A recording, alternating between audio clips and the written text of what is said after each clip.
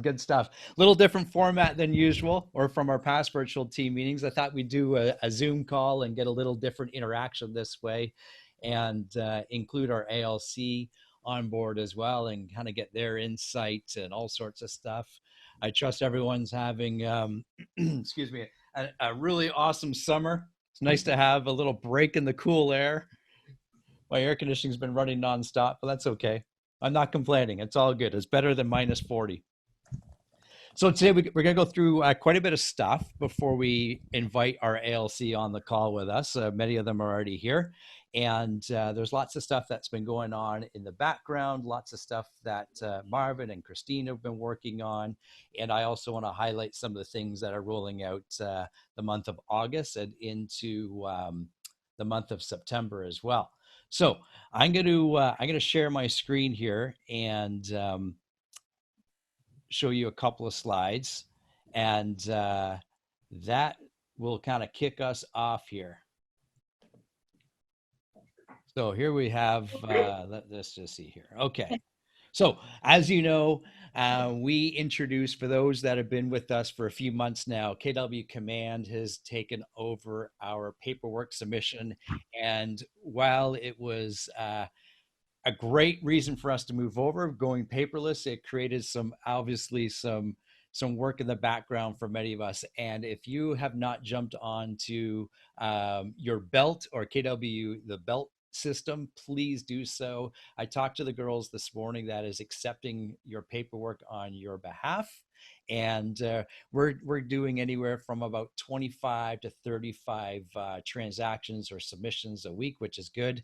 And we don't want that number to increase because we really want you to take ownership of Command, and Command has so many awesome aspects of it. But we understand that not everybody, as Marvin put it, is at that black belt level and needs some assistance with Command. So reach out to the girls here, Command admin at kwrealtycenters.com.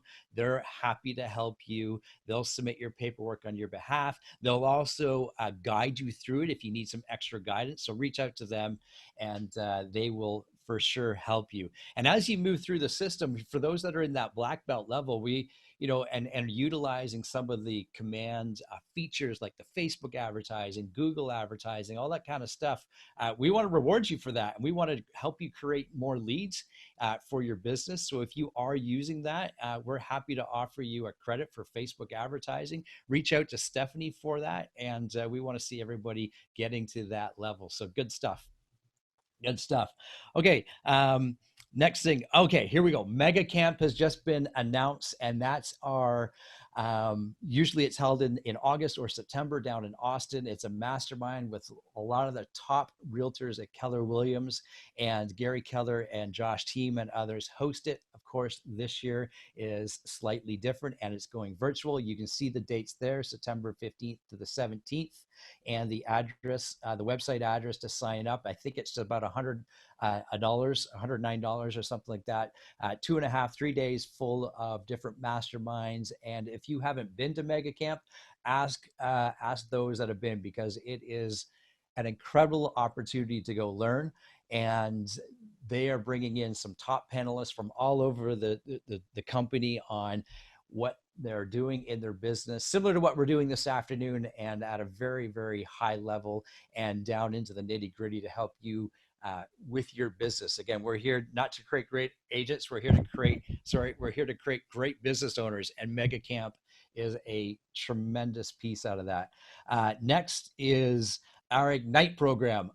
We had to put a pause on Ignite, and in doing so, we've been adding more and more new agents to our company every month. And so our Ignite, as you can see here, is going to be launching September 14th. Myself and Wayne Clements will be hosting that, and this is Ignite 2.0. So if you haven't done it, maybe this is an opportunity for you. Marianne and I looked at the list. There's about 25 or so people that we think are in line for doing this. So we'll reach out to you pretty quickly. So if you have just joined our brokerage and you're new to the industry, this is the course for you. This really will set the foundation for you to start your career in real estate. And for those that perhaps want a refresher or get back to the basics, reach out to myself or Wayne, and we can certainly help you with that. If you do want to register right now, please reach out to Mary Ann, and she'll make sure that you're registered. Good stuff. Some really cool stuff that Gary Keller is doing. The Lifeline, he calls it. This is the video series that he's been working on. It's typically twice a week on Mondays and Fridays, and he's interviewing, or in fact, just himself sharing his own personal thoughts on the real estate industry, what's happening within the business, what's happening with a lot of the top producers within the company, and typically there's himself. Names are escaping me now. Jason Abrams are on it. Our CEO of the coaching program is on it. I can't remember her name all of a sudden. I'm sure it's in there in the comments. Somebody will put it in there. There's typically 3 or 4 people that are on it, and it's a great piece. It's anywhere from 30 minutes to an hour long. Again, it's typically Mondays and Fridays. If you miss it, there's a lot of replays to go watch on KW Connect, so you can get that too. Command. Okay, let's quickly talk about Command, and then we'll invite Christine on the call here. And Marvin, if he wants to say a few words, he's always happy to do so. And then we'll get cracking at some of the other stuff. Okay, so here's Command is our CRM, as you know, and there's been a lot of new things that's been added to it. So I just wanted to highlight some of those things here. And this is really cool because I know a lot of you are doing first-time home buyer seminars or workshops or Zoom calls, and they put together a kit or a presentation, if you will, on all of that. So sometimes you don't have to go recreate the wheel. It's all here for you. And of course, you're going to personalize it and brand it yourself, but the essence or the foundation of everything that you'd be wanting to teach is all right in here. So please dig into that. And on the next screen here, I have, let's see here. There we go. That's where you can download it. I'll make these links available afterwards so you can go get it. But as I said, sometimes you don't need to recreate the wheel. You do a little bit of searching, and all of this stuff is right here waiting for you. And we're here to help you build your business. And I know many of you have been talking about doing first-time home seminars or other types of seminars. I mean, as many of you know, I did investment workshops for many, many years, and that was kind of the lifeline of my business. So I urge you, I encourage you to get into stuff like this for sure.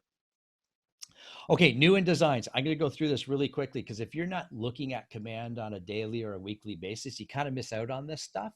And this Command in designs creates some of your own social media graphics and stuff like that. And sometimes we just need it to be done for us. And here it is. So different stuff. You choose your own game. You can kind of have fun with some of your social media stuff. There's different posts here. I'm just going to go through them pretty quickly. This is all available when you log into Command. On the left-hand side over here, that's designs. You can see hundreds and hundreds of different templates or what have you. And there's all sorts of fun stuff that you can create for social media, engaging with your clients, engaging with your sphere for sure.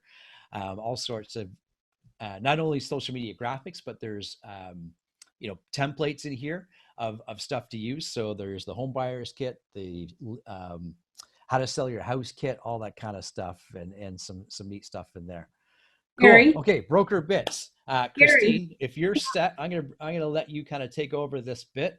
Before that, Marvin, do you have any words of wisdom for us? Do you want to say hi to everybody just before we get started here? No, you know what? It's an exciting time for us because our initiatives are all starting to pay off. We have some announcements regarding COVID forms and a few things like that. I don't want to steal thunder. Is that coming up in the presentation, Gary, or is that something? Yeah, Christine's shaking her head. Okay, I'll be quiet. We have some other great and exciting things that we'll be announcing in September that I think you'll all be quite thrilled with.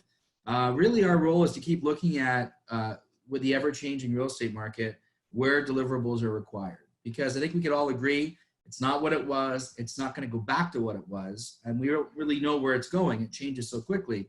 So our job is to do our best to stay ahead of it and implement and continue to position our realtors in a position where they can have a competitive advantage over everybody else. And you guys are doing a wonderful job. So I just want to express my gratitude to the team, to all of the members of the company, and let you know that we are working very diligently behind the scenes to keep implementing and to keep innovating. So that's all for me today, unless there's anything else you want me to discuss, Gary.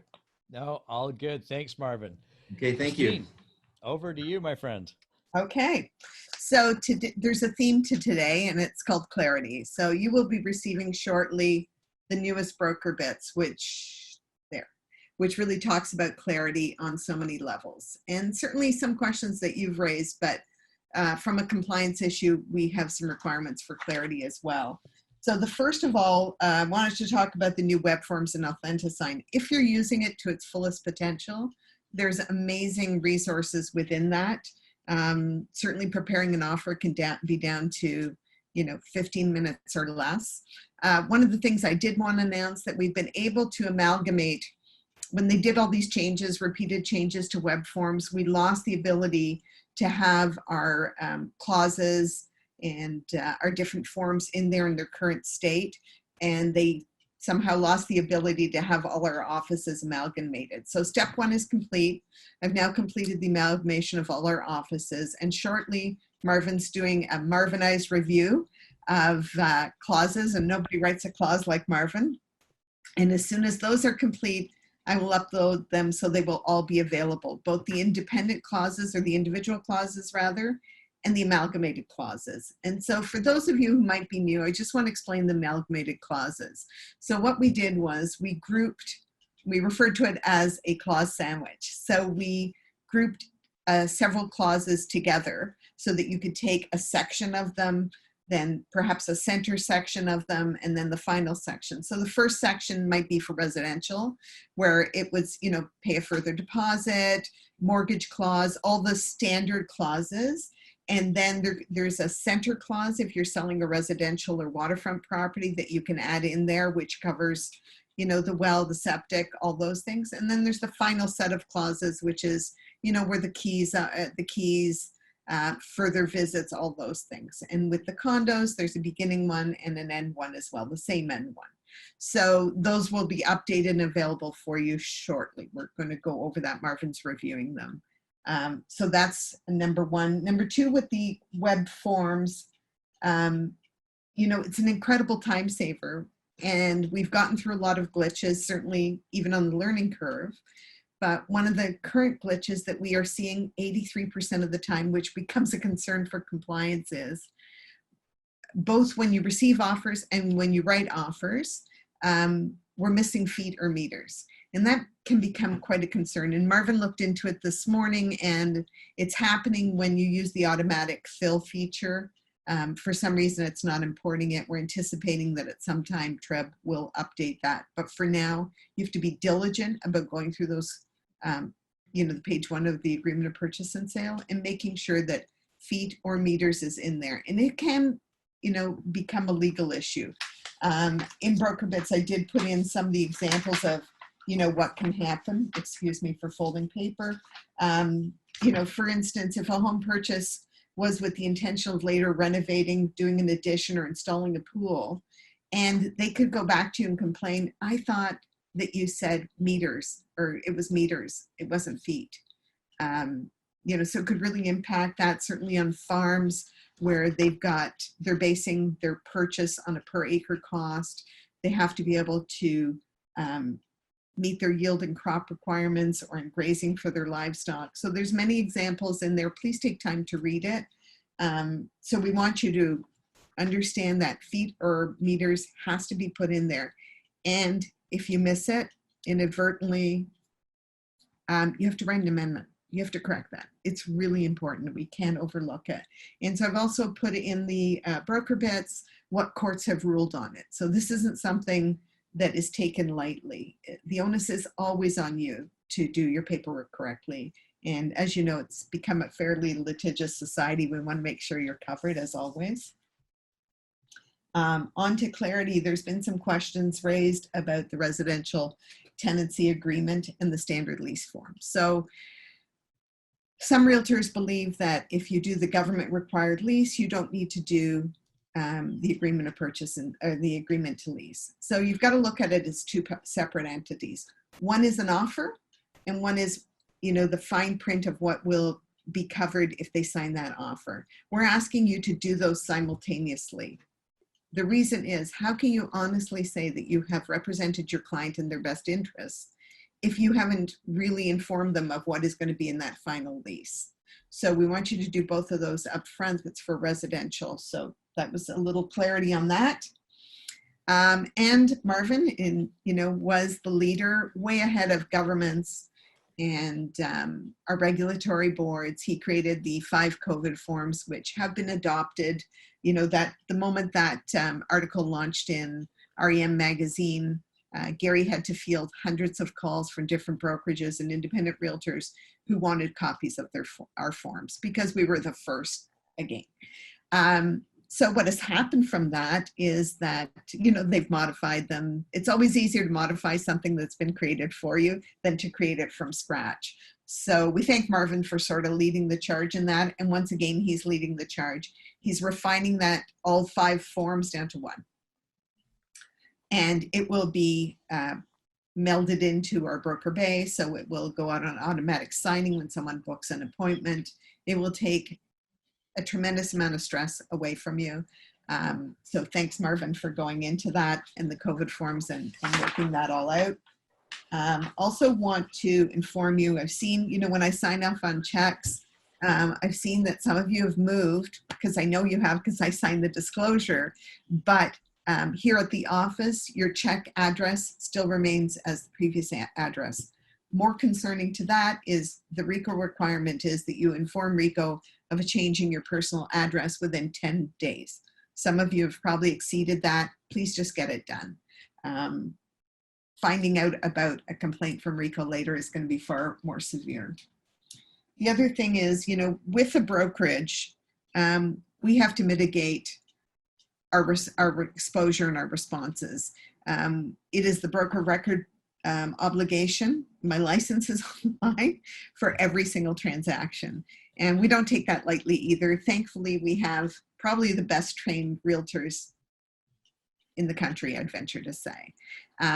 But one of the things that we could improve upon and needs to be fulfilled, not improved upon, actually needs to be fulfilled, is if you have an exclusive listing, you must submit the paperwork. What I want you to remember is that according to agency law and RICO, you're not the agent, the brokerage is.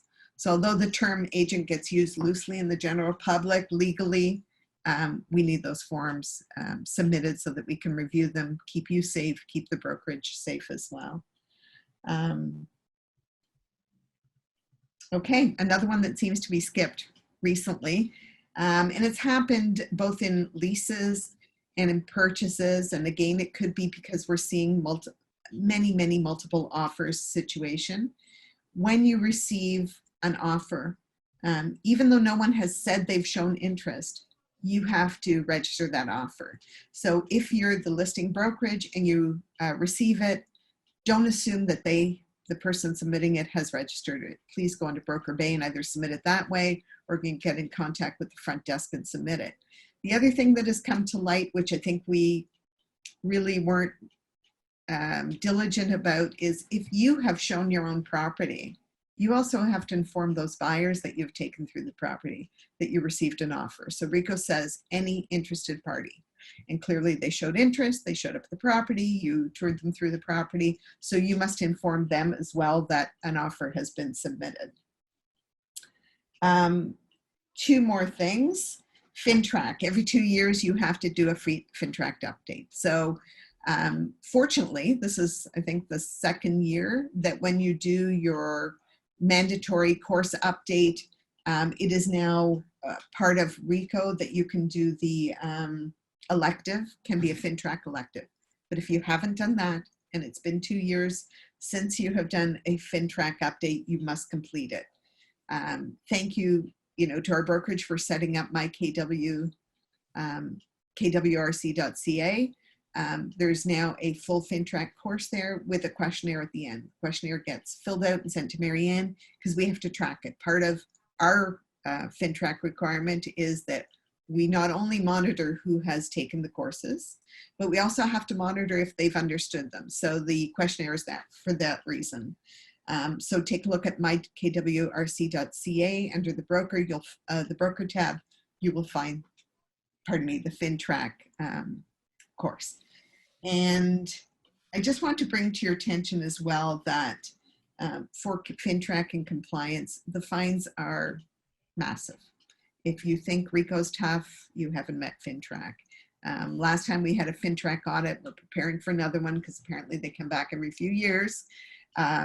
They scrutinize every single deal and they pull a lot of random ones. So, you know, check in your command because we're constantly telling you that, you know, typically B1 is incomplete, D is incomplete. Again, I've specified this more in broker bets. You'll get it in your email, also be posted to mykwrc.ca. Lastly, you can be a local expert wherever you work with us. So if you're wanting to be a local expert in, you know, Barrie or Innisfil, we have a 705 phone number that you can use and put on business cards. Business cards can cost you like $45. Have another set made. You know, we also have a 1-800-877 number. Use that. You don't have to put the address of the brokerage. You do have to designate where a phone number is if it's your personal phone number. So it would be designated by cell or direct, or if it's an office number, you have to use that. But if you want to look like an expert and you are an expert in those local areas, please feel free to use those phone numbers. They work, they connect to all our offices as usual. And that's it for me. Awesome. Just add something, Gary, if you don't mind. So first of all, excellent broker report. You mentioned mykwrc.ca. It is such a powerful tool, and we kind of skim over that sometimes, but the amount of work and money that went into the development of that one website where it's a one-stop shop shouldn't be overlooked. Guys, use it. It is absolutely amazing. You can link to so many resources from there. It's our go-to from now on. So the whole intent of that site was that you're not kind of going all over the place trying to determine where do I get this or where do I get that. So thank you for bringing that up, Christine. On the note of the measurements, 100% with what's going on. And if you're inputting an agreement of purchase and sale from scratch, you're gonna be prompted in your own mind to insert either feet or meters because you're writing in the measurements. But with the auto-populate feature, which is amazing, when you put in the MLS number and it transposes the information, it does not import feet or meters. And there's no real field for it. You're just actually filling it in after the last dimension. But here's what I would add to Christine's comments. If I was a lawyer and I was arguing on behalf of my buyer for the lack of insertion of dimensions, I would say, well, we're in Canada. We use the metric system. Why wouldn't I assume that was meters? Think about that. Mm-hmm. And the last thing I would suggest in regards to insertion of feet or meters is if it's in a regular lot, put in brackets the word irregular or irregularly shaped or something. Because especially if it's a reverse pie lot, that's the one where we can run into the most trouble. They'll see this big wide frontage, and if it's not fenced, they'll assume the back dimension or the rear dimension is the same. So I would always insert irregular if it is indeed an irregular lot. And then the last thing is, yeah, the COVID forum, I'm excited about bringing it down to one document for you with Christine's input and assistance. And I would say, to give you a timeline, it will be done by next week, and we're hoping even sooner. So it's in progress right now. We'll get it out there in the next few days, and that should make everyone's life so much easier. So there you have it. Thanks so much. Thank you. Awesome. Christine, great stuff as always. I do have a question. I know you've talked about this in the past, especially over the last month or so, as we've, experiencing multiple offers, and what we're seeing the following day, maybe it's that buyer's remorse and lack of deposits showing up. Yeah, so maybe let's just touch on that and how we can kind of mitigate that, if you could. Sure. So a few things. One is when you're putting in an offer, it's way more powerful if you have that bank deposit or certified check attached to your offer. Now, because we used to present in person, we would, ceremoniously slide it across the table and put that out as bait.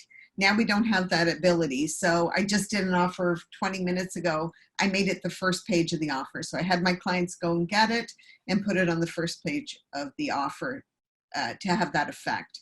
Secondly, though, when you're accepting an offer, I would strongly, we're seeing a lot of it. I don't even know what the numbers are like, where they're winning in multiple offers and then they walk away. They do not come in with the check. And then we've lost all that momentum. Probably on this call today, there's probably half a dozen people that experienced it. I certainly have. So I think we need to go back to please submit check with offer. I think that's probably your safest bet. Secondly, what we're seeing a lot of is, I went blank. Okay, it'll come back to me. Yeah, sure. So, yeah, in the brokerage notes you're referring to on a listing, that's where submit deposit with offer. That's what you're suggesting there. Yeah. Okay. So the second thing we're seeing is you'll get maybe 5 offers that are in and around the same percentage, like 110% of asking or whatever it is. You'll see them very close. And then you'll get a bump of one that's really high with a very short, maybe a mortgage clause or an invest, to do the inspection, right? So, the tendency is like it's so appetizing to get that extra $30,000-$40,000 that you may go with that and forego some firm offers with even a deposit on it. So again, what we're seeing repeatedly is they use that to take away the momentum, go away and think, then they don't fulfill, or they come back and find things, it's not appraising. We found this with the basement, all these silly things typically. And then they lower the price back down to what it should have been or even lower. And so then the tendency is to go back to your original buyers, the ones that had submitted during the multiple offers. And what you're going to find there is now they're wondering what the issue is with the property. So it raises a bunch of concerns. So those are the two things that we're finding almost systemic. I think you need to really be aware of it. Right. No, that's good insight. That's perfect. And I know some people were, especially over the last couple of days, are curious, or maybe perhaps the word is confused on what to do with open houses as we kind of shift to phase 3 for this Friday in York region. And I know Christine and Marvin and others, the leadership team, are working on that procedure. Do you want to shed just some light on that, Christine, before we kind of shift away from this part? From what I've heard and from what we are being directed right now, it is unlikely and unrecommended that open houses will be conducted the way they used to be, in the old days, 4 months ago. So until further notice, I would highly, the exposure to your clients, to the people coming into the house is massive. Part of our responsibility is to mitigate that. I would highly recommend we don't move forward with that. Do a virtual one. I've heard that they're highly successful. Would you agree, Gary?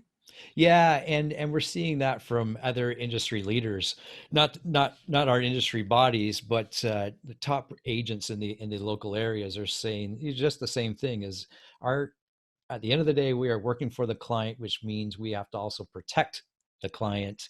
And if this is a level of protection, then perhaps that's the right way to go. And as we kind of shift and start talking with our ALC, I know some of them will tell you this is the busiest year they've ever had. Right? People are out buying and selling properties, and we start thinking of how to do things differently and getting creative there and servicing our clients differently. And then we're forced to raise our game. We're going to see some really neat things. We have seen some neat things come out, like the virtual showings and that being available on realtor.ca and other forms. So Christine, as always, great stuff, great insight.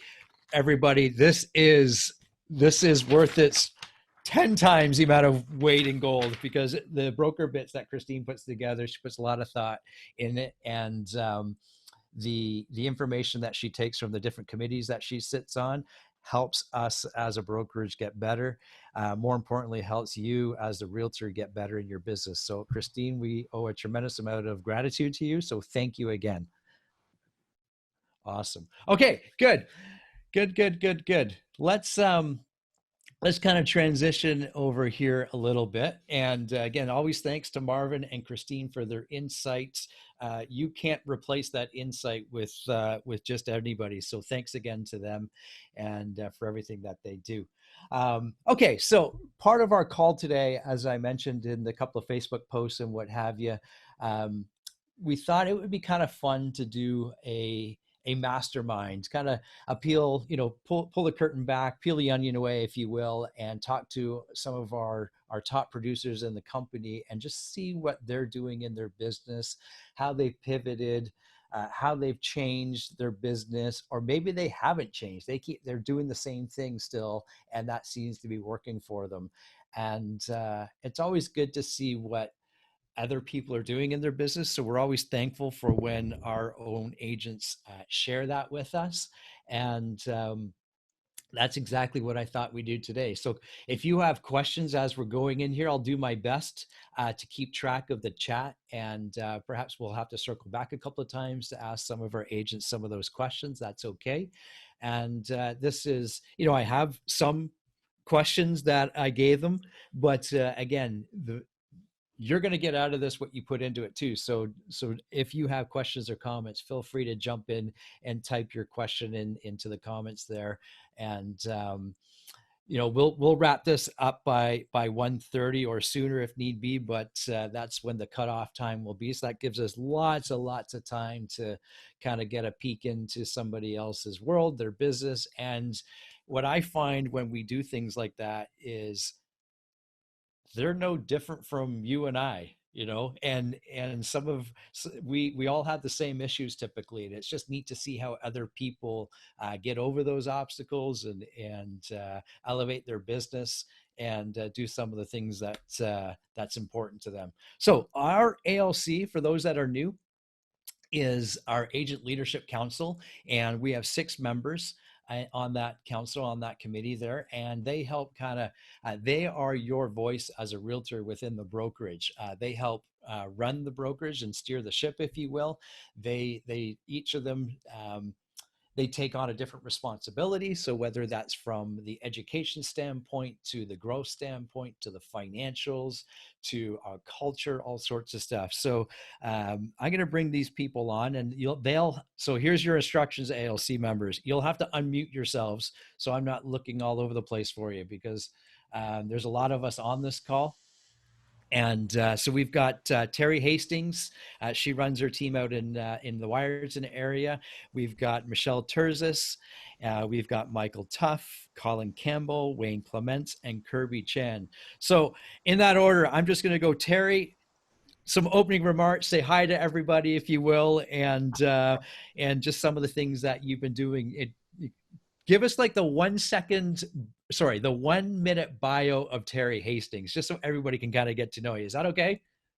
Sure, absolutely. Hi, everybody. Terry Hastings from the Terry Hastings Real Estate Group up here in beautiful Wyerton. We cover from Wyerton up to Tobermory over to Saugeen Shores.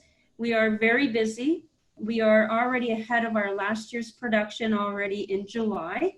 And we're very adamant that we stay positive. We look for the opportunities in our market. So we've done some really different creative marketing, and I'm happy to share that with any of you. I've already reached out to a few people who have asked me for that, and absolutely happy to share what we do. And we've just come up with different lead generation ideas because, of course, we are not outdoor knocking and should not be outdoor knocking. And it seems to be working really well. So we're understanding what is the market now, who is the market, and we're going to them, and we are successful at doing that. So we're finding who is buying in our area and who is selling in our area and why. Love it. Yeah. Love it. Love it. Okay. We'll come back to a lot of that because there's a lot of that stuff I want to unpack later. Michelle Terzis, say hi to everybody and give us a little 60-second bio, if you will. Sure. Michelle Terzis, been with Keller Williams for 3 and a bit now years. Started with Keller Williams I predominantly service Barrie and the surrounding area. That's where I live. I'm also super busy, surprisingly, with buyers more so than sellers. I have a feeling that things are only going to pick up more with the way that I see with the demand with my buyers. I'm being super creative. So the beginning of COVID, I was doing a lot of off-market, not off-market, exclusive deals. I was finding buyers and sellers and putting the deals together. And now, right now, I'm finding more creative ways to get ahead of these multiple offers. So putting in offers conditional upon offers falling apart, bringing forward deposits, thinking of all the ways that we can get ahead with my buyers. I like it. I want to learn more about that later. I'm sure many people do. Michael Tuff, you're next on my list, my friend. Oh, hi, everybody. Michael Tuff of the Aurora office. This year started off very, very poorly. First quarter of this year was quite possibly the worst quarter I've had since I started 12 years ago. Second quarter started to pick up a little bit. I did not pivot well to the shift of COVID in the first 2 or 3 weeks. Kind of scratched my head, lost what's going on out there. Our volume coming into partway through the second quarter, we were about 55 to 60% behind last year. And in the last, since June the 1st, I think we've written somewhere just beyond 9 million, almost 10 million in volume since June 1st. And we've closed the gap substantially, and we're about 4 deals shy of 4 or 5 deals shy now of matching last year. Wow, congrats. Awesome. We're going to come back to that for sure. So in basically a month and a half, he's written just the same amount of business to get him on track that he needed. That's impressive. Well done. Colin Campbell, you're the next on my list. Who are you? You sound better when you're not muted. I like him this way. Oh, yeah, we do. Hello, my name is Colin Campbell. Everyone, Sir Colin Campbell here. Been with Keller Williams now coming up on 6 years. This is the only brokerage I know. This is the only family I know. As soon as COVID hit, we didn't stop. My team will tell you we didn't even take a week off. We literally almost started working twice as hard during that time. At the end of June, we surpassed last year's numbers. At the end of June, we surpassed last year's numbers. That's just a testament to our hard work. I think that's our superpower. We truly believe in working hard. Whatever work we put in, that is the results we're going to get out. This year, it's proven to be an amazing year. Who knows what the next 2 months will look like? We're just focusing on building our business right now. Love it. Love it. Good stuff. Mr. Wayne Clements. Been in real estate for 9 years. I'm on pace 2/3 of my way to my last year's production. So COVID, I was really busy during COVID. For whatever reason, I had clients that got very active. Actually, especially my buyer clients, we took advantage of that little window where the market sort of softened up toward end of March into April, and we went out and wrote a lot of business. So was busy then, 3 active listings right now. That was somebody else for another one last night. And I've slowed up a little bit. My primary function or my primary focus has been my database. This was my opportunity to really dive into command, clean it up, get rid of people. So I went from just under 900 people in my database. I groomed that down to about 725. So if I came across your name and I didn't want to call you, you were gone. So now I've got a lean, mean database, and that was the first time I've done that, and I don't even know how long I've gone through the whole database. So, but yeah. Good. We'll come back to the database too, because that's always a strong topic in any realtor's business for sure. Kirby Chan, Mr. Facebook, Mr. Kirby Chan Digital. How are you? You unmute yourself. I had to mute someone first. Okay, good stuff.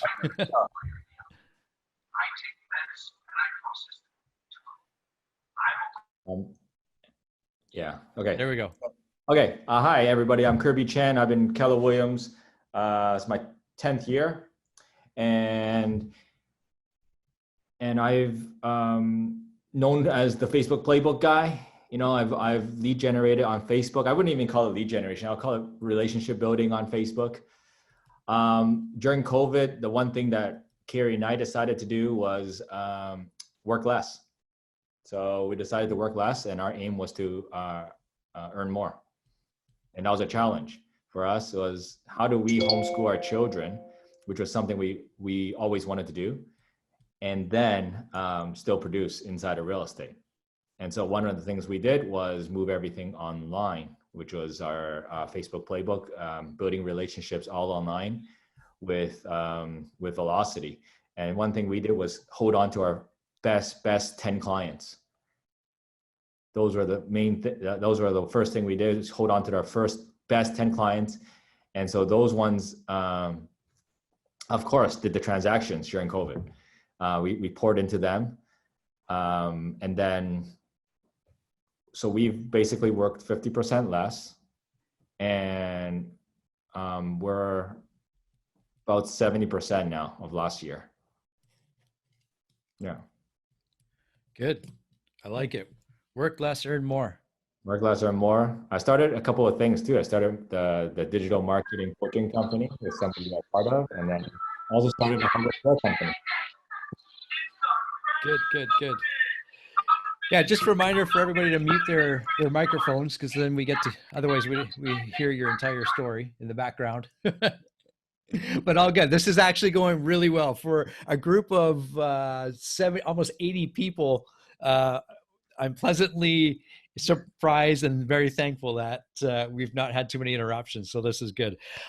Okay, so let's kind of circle back to some of the stuff that our agents there talked about. And I kind of prepped them on some of the questions that I thought I would ask, but in doing so, there's always going to be more stuff. So this is some good stuff here. And Terry, I want to circle back to what you said right off the beginning. You're doing some kind of different creative marketing pieces, and that kind of goes in line with, you know, what are we doing differently this summer or this spring, if you will. So what are some of the different things that you've been doing? I'd like to know some of the things that are working, and then some of the things that perhaps you didn't get the ROI that you wanted on, and you change it up maybe. So basically, I believe in going back to the basics when things slow down, or you get that panic mode. Like when COVID hit, of course, I'm sure that there's many people that felt the same way I did. I was like, oh my gosh, okay, we need to move into survival mode.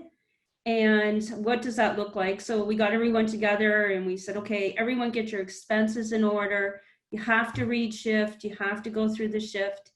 And then we started to say, okay, well, hold on a second. There's always going to be a market.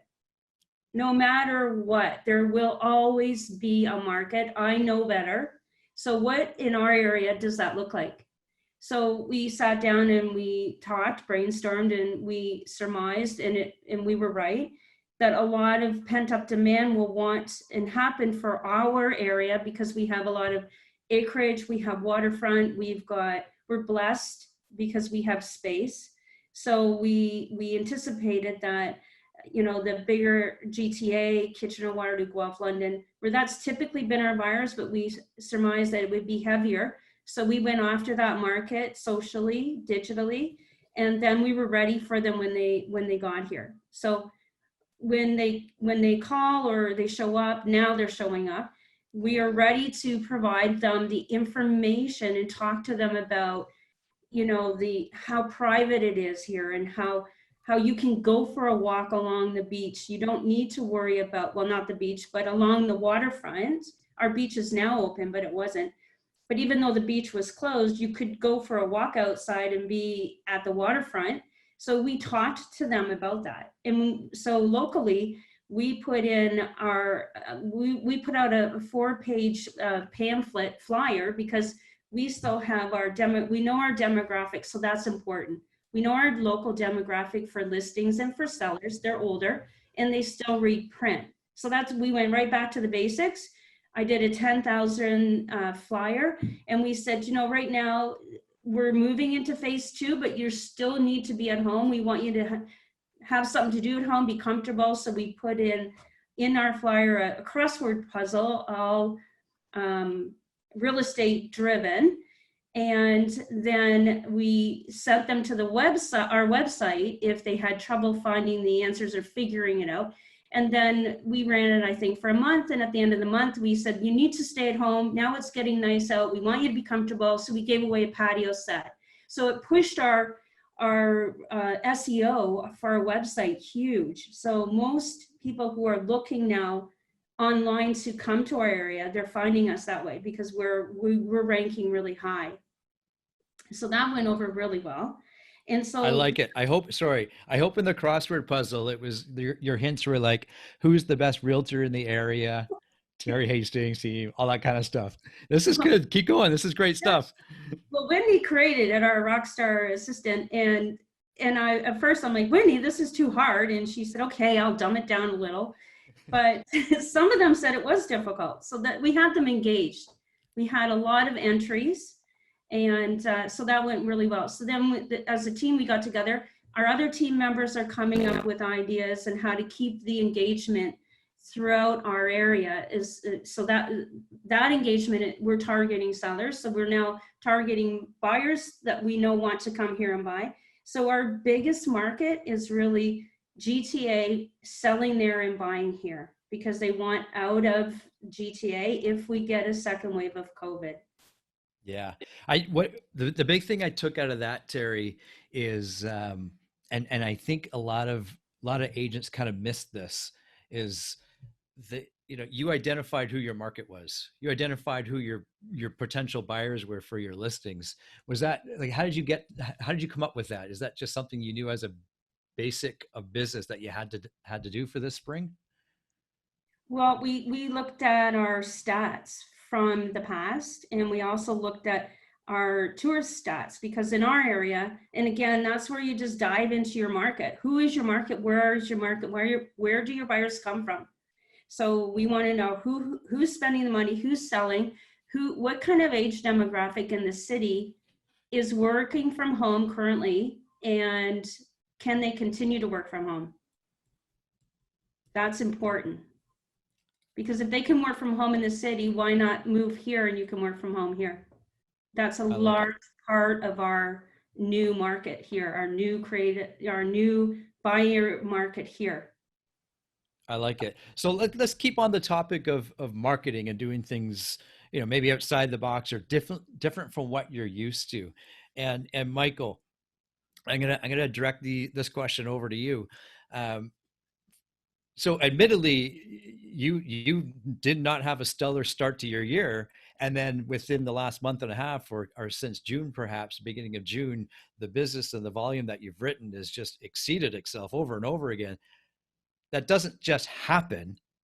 So you were doing things prior to that. What were some of the things you were doing just prior to that to make that momentum go your way? You're muted there, Michael. It was probably just outstanding what he said. That was the best of. I've said what I had to say. You know what? I mean, I've always joked that more often than not, mine is an accidental business. In that the business comes to us a lot. What I find is, by doing the work, the results do eventually show up. We're not like Colin and Mike and who are blasting the phone like crazy and are very purposeful and very deliberate. And clearly he's seeing the results. A lot of our business in the last 8 weeks has shown up from people who just reached out. What I'm hearing from a lot of young families and move-up families is, now that husband and wife are working from home, now that kids are so involved at home, the house just isn't big enough anymore. And we need a bigger home. So a lot of it has been by accident, truly has been, over the last 8 weeks. Early in COVID, we did what we were told to do, which was, hi, how are you? How are the kids? How are your family? How's everybody doing? And maybe the results are serendipitous to just being diligent and doing that. It's the best I can give you, Gary.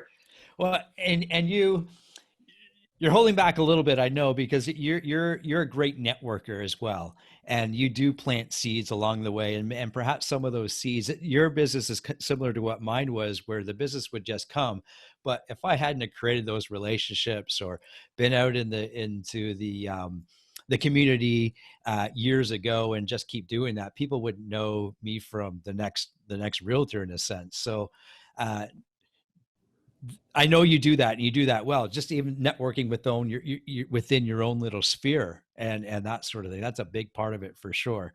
And to me, that's where I think a lot of realtors or business owners, if you will, they're afraid to do that kind of stuff. But I know, and Wayne, I'm looking at you, like a lot of your business comes from that type of sphere as well. You do that really, really well. What are some of the things you're doing now, Wayne? You used to do or have done in the past some really big client events, and you did some really cool stuff that way in order to show gratitude back to your clients. But things are a little bit different. So what are you doing now in that light of things, Wayne? So for those of you who've been on that 8 o'clock call on the pivot, a lot of people are doing the reverse bold 100. So you create an event, and what you do is you have people actively call in to register for the event. So next Wednesday, so a week today, I'm actually doing a reverse a call in to win contest, and you qualify to win a day rental with a convertible Porsche and a picnic lunch. So it's a Porsche and a picnic. So that's going out to anybody who wants to call in, and the idea is they call in, you get your contact information. They get an extra ballot if they go in like our Facebook page. They get an extra ballot if they go in like Instagram, and they get an extra ballot if they can, if they know anybody looking to buy, sell, invest in real estate. Okay, hang on. What's your number? Because I got to call in to win. Well, yeah, sorry, it doesn't say. Realtors, stay away, all you. Yeah, Kirby Chan's asking for the number too. Yeah, they got. So that's. Yeah. So explain that again for some of the people that just kind of missed that. I think that is such an awesome thing to do. So explain what the Bold 100 is again, and then what event you're kind of hosting around it. Right. So the Bold 100, for those of us who've taken Bold, is it's 100 contacts in a day where you actively ask 100 people to, if they know anybody looking to buy, sell, invest in real estate. So now, because I'm a door knocker and that's a little more challenging right now, I'm not sure that there's a comfort level with doing that. So the idea is, okay, how can we get people to come to us? And what cool thing can you offer?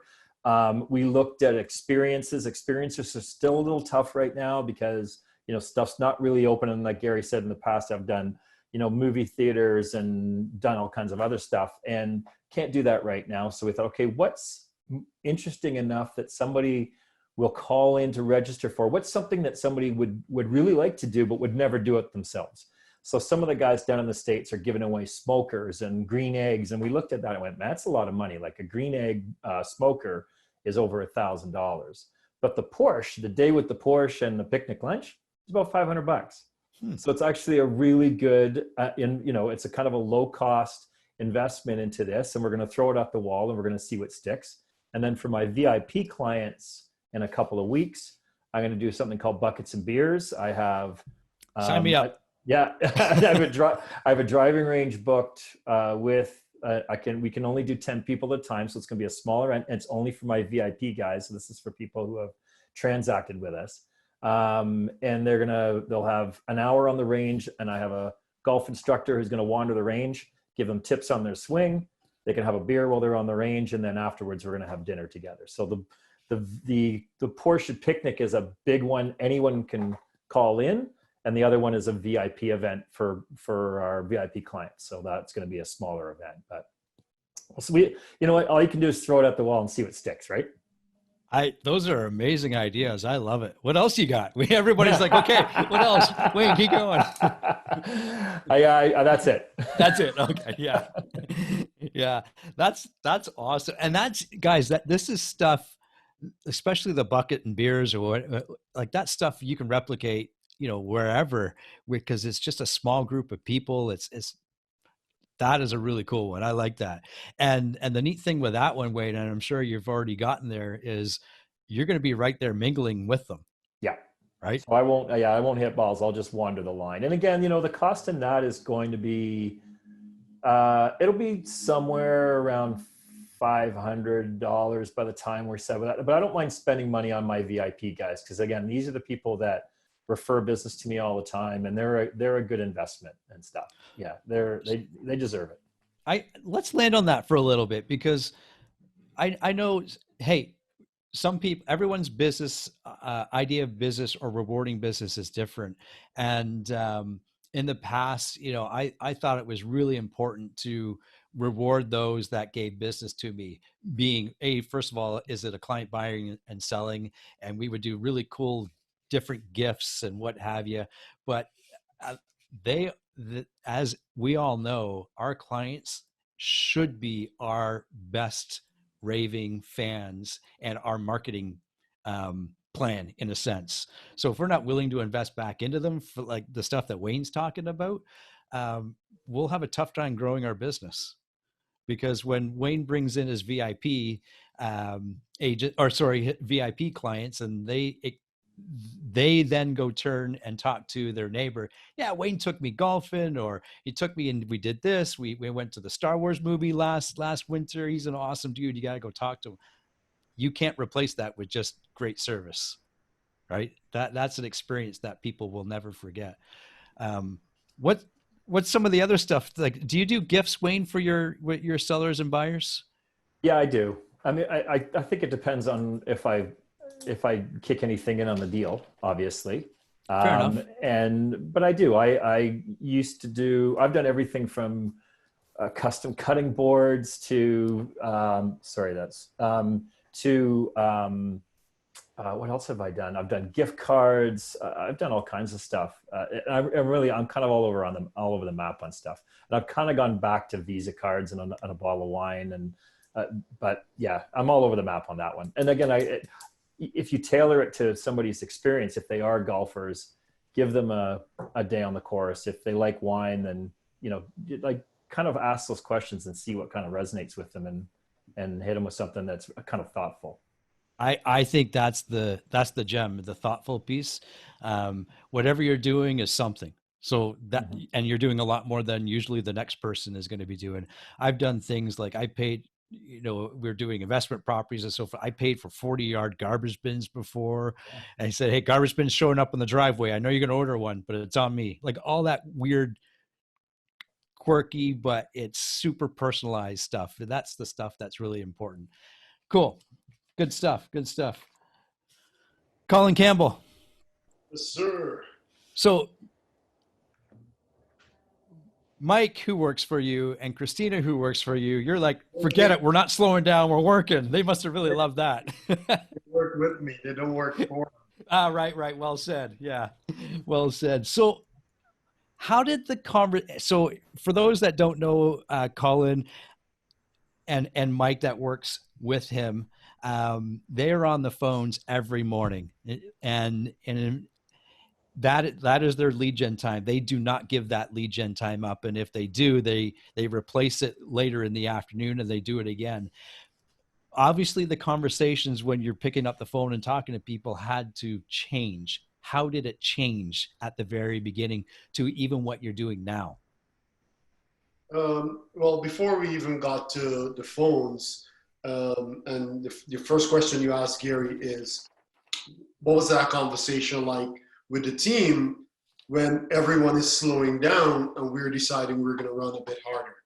What is that? So the conversation at that point was, and kudos to our morning calls with James, with Shaw, it basically mentioned that we're in a health crisis and not a real estate crisis, right? And that was the one thing that keep ringing in mind. It's a health crisis. It hasn't affected our real estate market as yet. So until then, we're going to keep working. We know 90%, 95% of the agents will be taking their foot off the gas. So we saw that as an opportunity to go harder. And thankfully, it paid off very early on. Like we literally, I think we're down to one listing right now. So our goal right now is to refill our pipeline because we literally emptied it out in 1 month. So the conversation during COVID, or during the first lockdown, I would say for the first 3 weeks or a month, we weren't necessarily making those cold calls. We were calling our database, and we were calling everyone we knew. Everyone that was in my phone, we were reaching out to them. Hi, how are you doing? How's your family doing? Many agents from our office will tell you that I've reached out to them because they're in the phone. So it's, how are you doing? How is your family doing? Is there anything we can do to help? I know Michael said, his business was by accident over the last month and a half. I think Michael is being, modest. Success isn't by accident. Success doesn't come by accident. It's through deliberate work. Michael has been very deliberate in the work that he's been doing for 10 years. So work showing up now, it's like a farmer going out every day and plowing his field, watering the field, planting seeds, and then, or apple orchard were to come, you don't say it's accident. You put in that work. And I know Michael has been putting in that work. So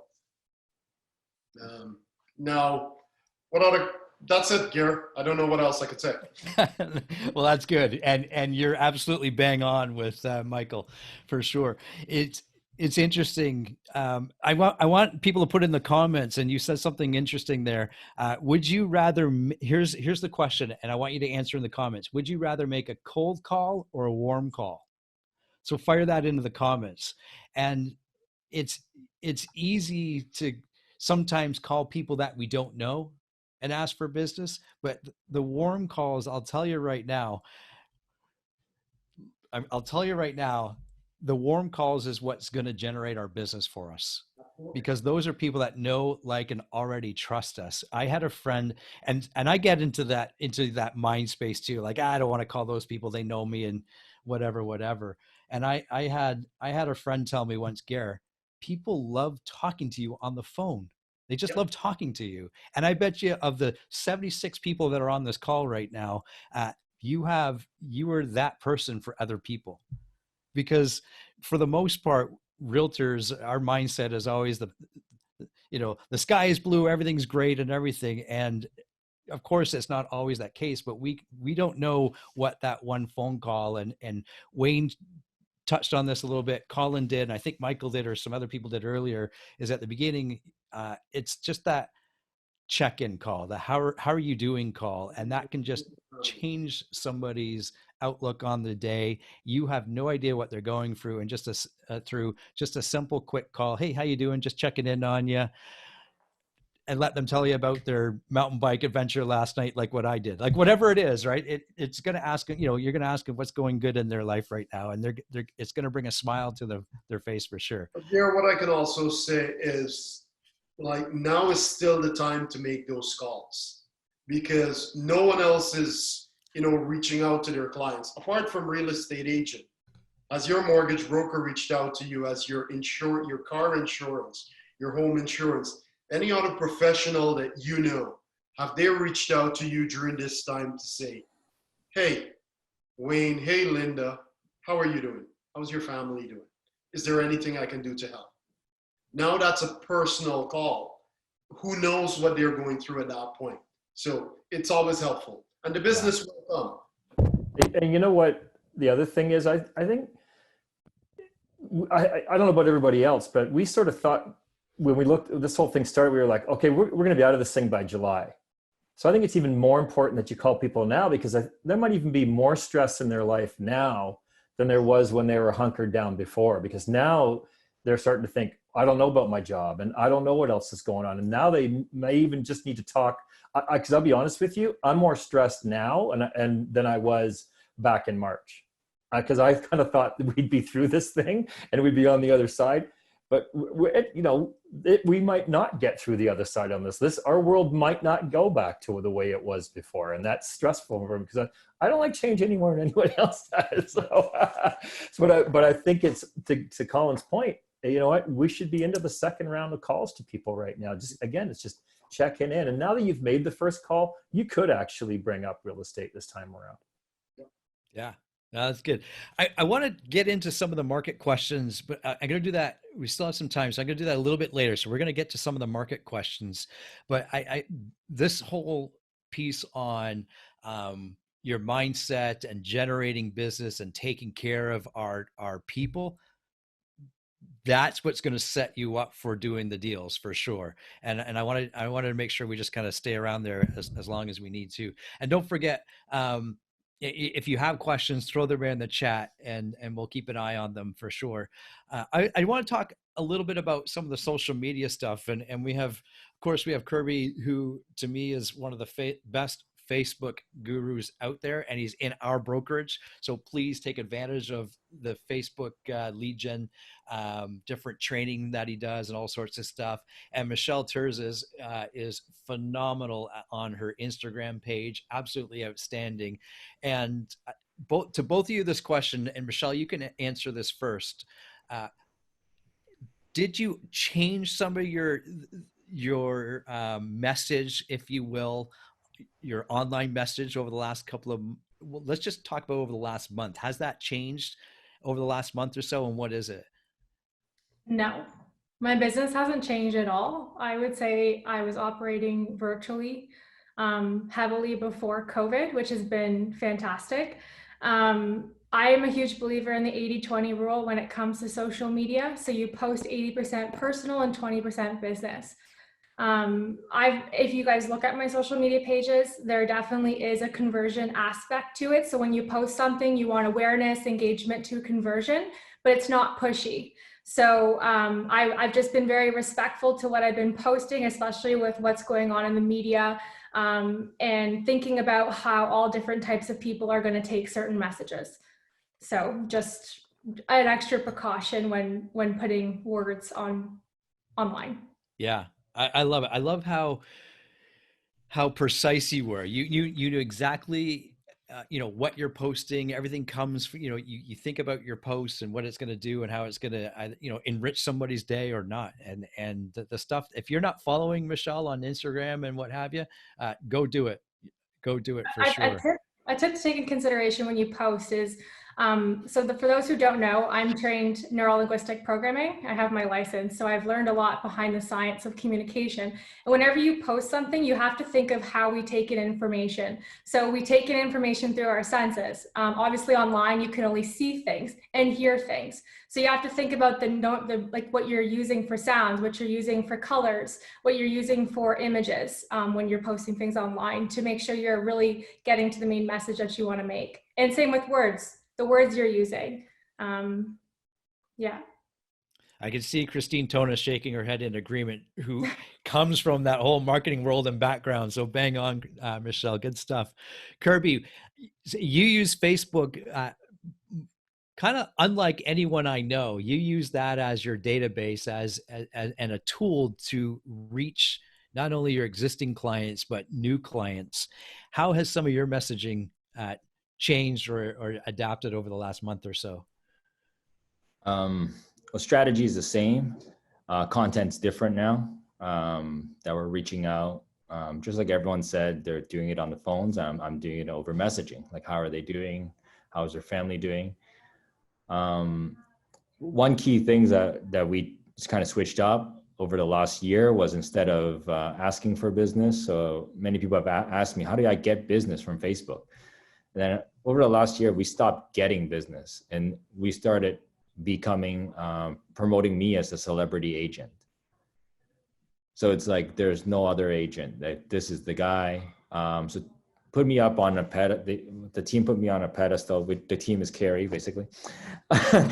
My wife put me on a pedestal, and said, this is Kirby. And we just did it so that, if they ever get a message from me or they get a call from me, it's like a really big deal, right?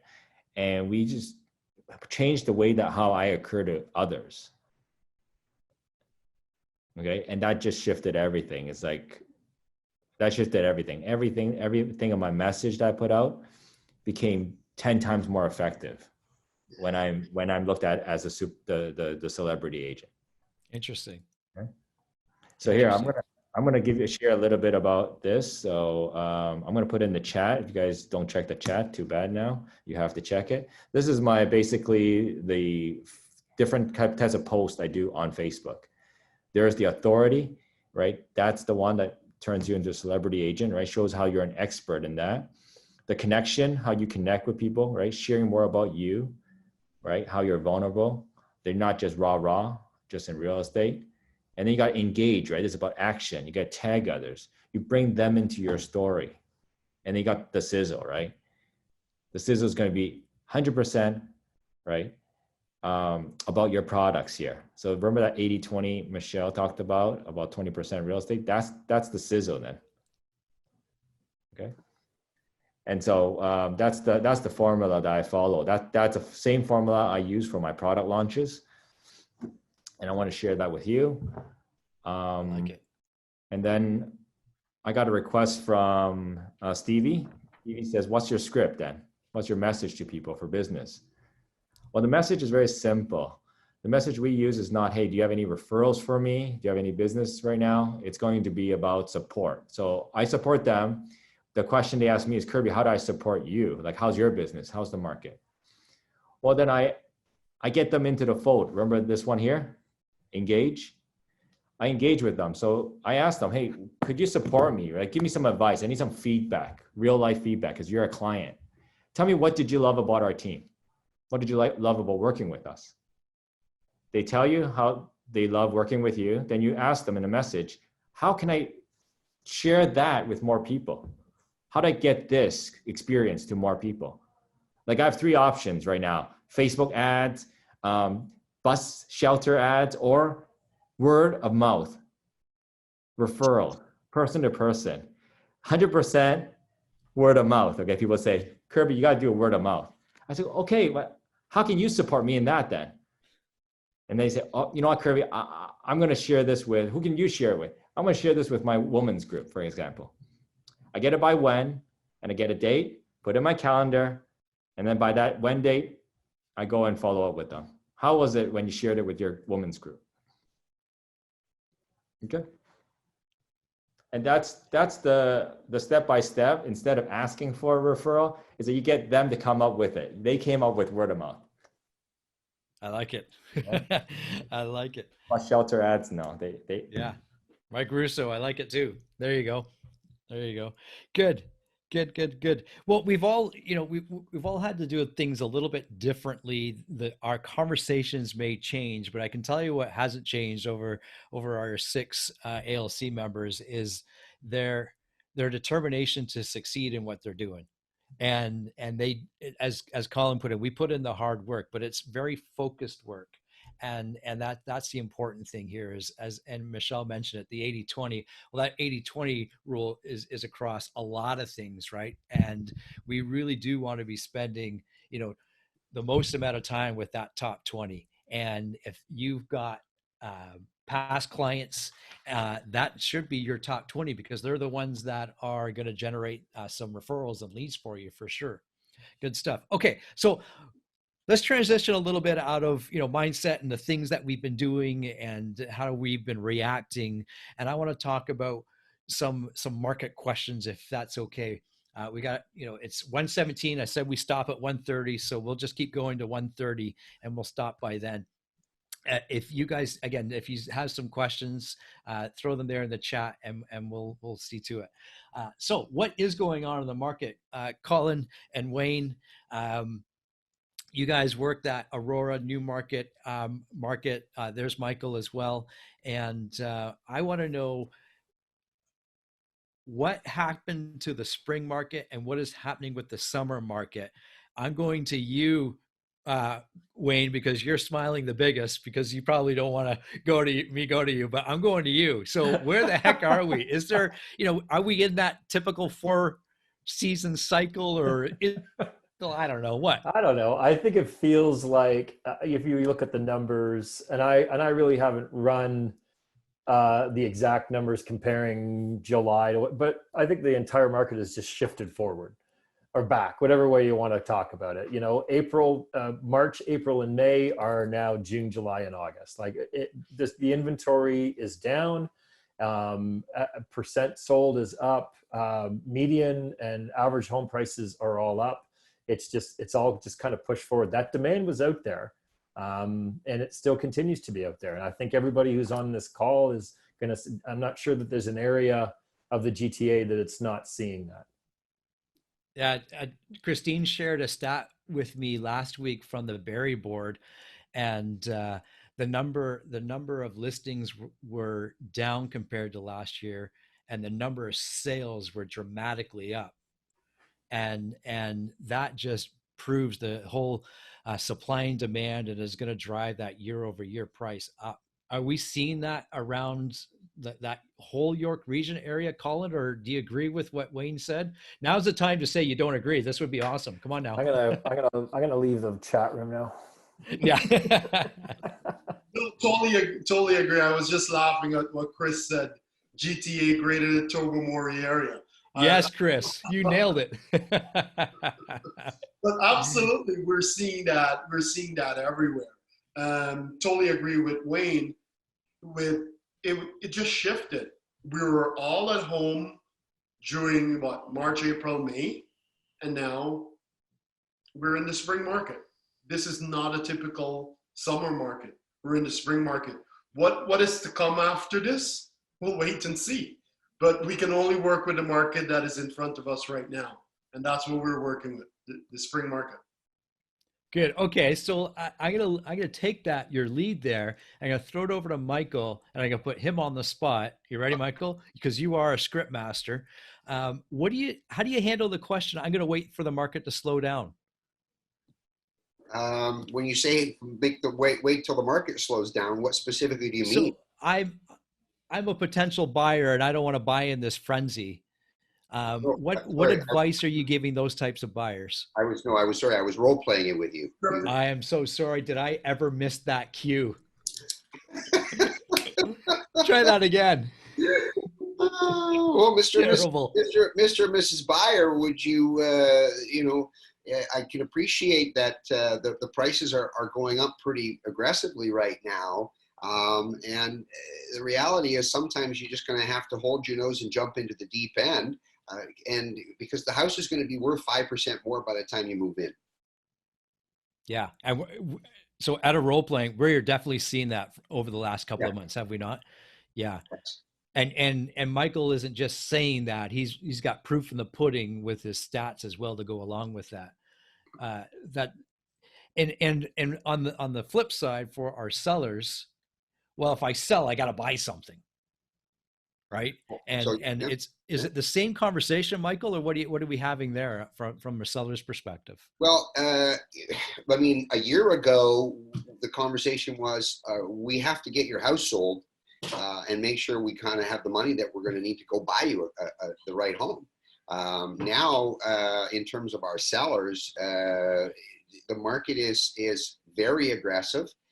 Let's price you accurately. And let the market take it where it's going to go. I mean, as an example, I had one in Baby Wellington just last week. I mean, we listed it about 20,000 above where the data said it should be, and we sold it for 150,000 over our list price. And it was just mind-boggling. But this with the sellers, we've gone the other direction again. If they're buying, let's go buy you a home. Lock that price in, and then we'll get yours on the market and be able to take advantage of the rising prices. Interesting. So are you guys at this current time, are you recommending with your buyers and your sellers, if they have a home to sell, you recommending getting that home sold first or bought first, or is it really a case by case? Where are we there? Well, sorry, go ahead. Yeah, Michael, take that lead on that. Well, right now, if they're a move-up family, we're definitely saying we need to go find you that forever home first. And because the inventory is so low, houses are selling so fast right now, I'd hate to compromise on what you need to be your perfect home. So let's have your house ready. Let's know that it's photo ready to go, and let's lock in your purchase. I mean, that's the conversation that we're having with the forever home buyer. Yeah. And the move up buyer is buy first and then sell. Yeah, love it. Terry, I'm going to flip over to you. You just posted something in the comment that I think is brilliant. Why don't you say it? 'Cause I don't want to steal your thunder. You're muted there, Terry. Sorry. I did steal that from Gary Keller. So the market you sell in is the market you also buy in. Yeah. Yeah, I love it. Are you seeing some of the same things that we're experiencing here in the York region? Are you seeing that in the GTA, the Greater Tobermory area, out there as well? Yeah, so we are lacking inventory even for our market. Yeah. And I just tell our sellers, you have to sell to be in a strong buying position. Yeah. Good stuff. Good stuff. Good. Okay, cool. So we got about 5-6 minutes here, and I do want to give the people in the audience, the last option here to ask any questions before we kind of sign off. And I also, give us some feedback. Is this a good format? Is this something we should do maybe once a quarter on a big scale like this? I'd love to get your feedback on that. And perhaps we can tweak things, do things differently. As you know us, we're always eager to try different and new things if it's going to help our brokers move forward. Let's kind of go around and do some closing thoughts, if you will. Colin, so you've seen your business increase year over year. What are you planning to do over the next month to 2 months to keep generating that business? Does your business plan change and so forth, or what does that look like? We always have to constantly be learning, changing, because what got us here is not what is going to take us where we want to go. So we're constantly improving ourselves, and right now we're looking to add talent to the team, and we know that is what will take us to the next level. So we're just looking to partner with great agents. Yeah, good stuff. Wayne, I didn't touch on this, but I want you to touch on this. Next so first of all, our training calendar is out for the summer months, and Kirby's has been very specific on what we've been adding to the training calendar, and we're rolling it out for September, a very specific theme, as well as October. So we're thinking that far ahead on what our training calendar looks like. And next Tuesday, you and Wayne and Colin are hosting something pretty specific. Wayne, do you want to touch on what you're going to be doing there? Sure. Kind of touching back on what Colin said earlier, I think a lot of us have sort of gotten out of the business a little bit, and then acknowledging that we are in spring market right now. And we're only in July. There's still lots of time left in 2020 to right the ship or to close the gap, whatever your gap might be. There's lots of time left. So Colin and I will be doing a renew your 2020 business. So we're just going to sit down. We're going to look at where our gaps. This is going to be a hands-on sort of mini business plan for the rest of 2020. So let's come with your gap, what's the number you want to do before the end of 2020. And we're going to go through all the process from creating the business plan to the 135 to the 411, so that you've got something, a goals and a guide in front of you, so that 2020 you can knock it out of the park, because it's a great market right now. We should be taking advantage of it. I love it. Take advantage of it. That's the key word right there for sure. So please do sign up for that. That's Tuesday at 1 o'clock, and it's going to be great insight to see how two top producers see their gaps and how they fill those gaps, and sometimes readjust to make sure that they hit their goals for the end of the year. Also coming up, this is something that we do every fall, and we decided to do it much earlier with the advice from the ALC, and that is our business planning clinic for 2021. It seems so far away, but Wayne will tell you, if you're not starting to plan in September, you're going to miss out on your January sales. So that's coming early September. I don't have the date in front of me, so I apologize for that. But mid to early September, and it will be your 2021 business planning clinic. because we got to start doing the tasks really starting in late or middle of October into November. So we're hitting those sales in January and hitting our goals for 2021. And that's how a good business-minded realtor succeeds. They're always planning 4 to 6 months out. And back to Gary Keller, he'll tell you that they are now, they're working on business plans much farther than that. They're always looking way out because they got to know where they're going so they know how to get there, right? Good stuff. Michael, so here's a loaded question. What are you going to do to keep the momentum you've got right now? What are you going to do to keep it going? Well, to Wayne's comment, now's the next round of, hi, how are things? How are you doing? Do the database too, 2 letters of the alphabet a week. For 13 weeks, you work your way through your entire database in a quarter. And we definitely have to get back to the second round of phone calls there.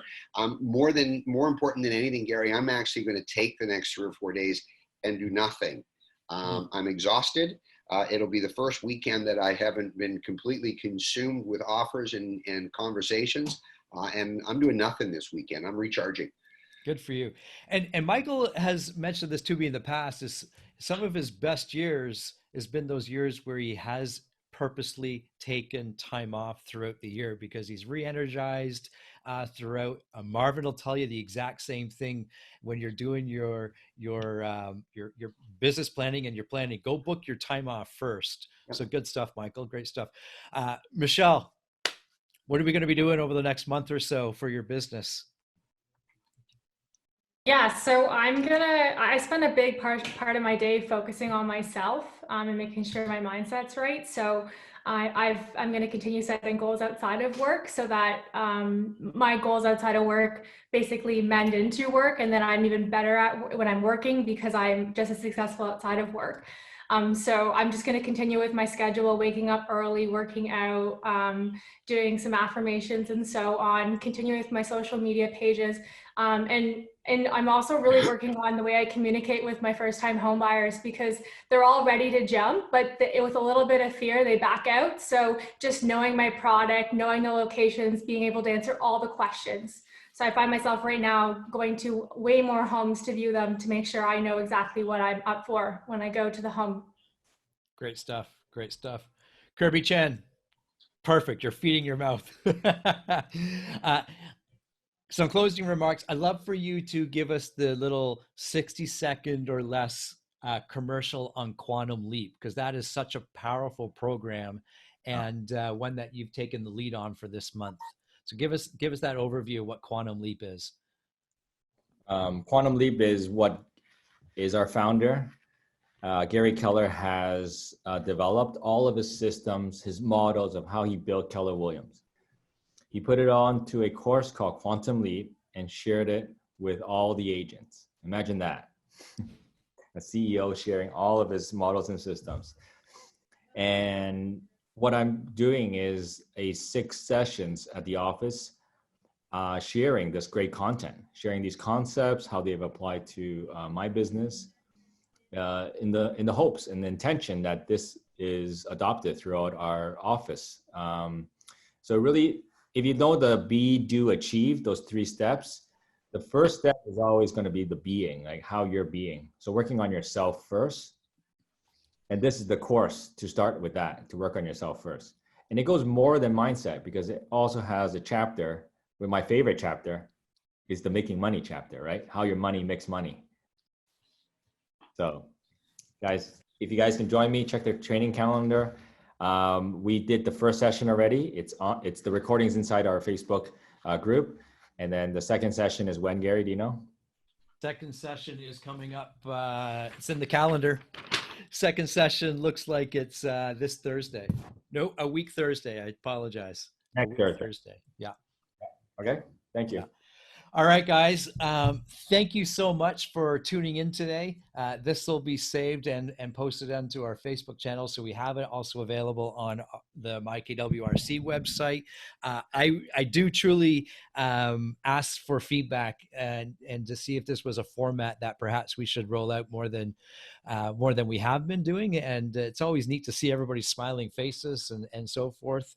Thanks to Christine for all the stuff that she does behind the scenes to keep us safe and protected as a brokerage. Thank you to our ALC for all your input.